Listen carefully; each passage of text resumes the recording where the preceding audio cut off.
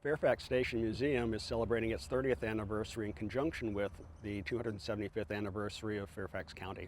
Fairfax Station goes back 150 years and was a very important element in the development of the county, and for the people who lived here and for the village that grew up around the station, it was a very important way of life. St. Mary's Hospital was an emergency field hospital.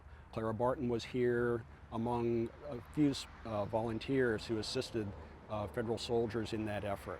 So very significant things took place here over time. We have a variety of activities, displays, and events, special programs for visitors of all ages, from young to old. So take a step back in time, visit the Fairfax Station Railroad Museum, and learn about the important role it played in the history of Northern Virginia.